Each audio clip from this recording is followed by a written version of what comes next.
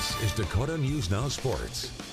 48 hours after Jimmy Rogers stepped down as head coach at South Dakota State to accept the same position at Washington State, it appears as though SDSU is moving quickly and possibly closing in on his successor as head football coach.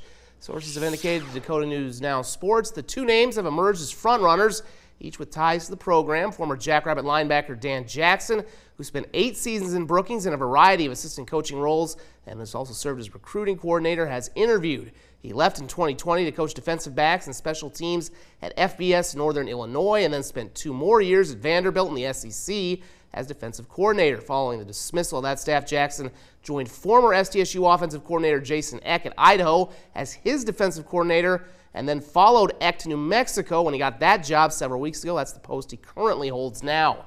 One of Jackson's fellow former SDSU assistants, Christian Smith, is also in the mix. After a 4-year career at Toledo and 3 years as a graduate assistant at his alma mater in Iowa State, Smith became the Jackrabbits' defensive line coach in 2017 and stayed with the school for 6 years, helping State win their first FCS national title in 2022 before leaving for his current role as defensive line coach at Northwestern.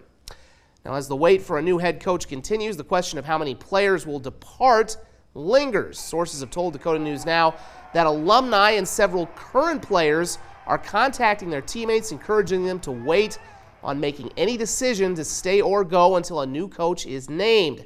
Late this afternoon, about 20 current players have committed to return via social media, including, among others, starting offensive lineman Quentin Christensen and the projected starting quarterback for next season, Chase Mason. We will keep you posted, and a decision certainly appears like it could be imminent.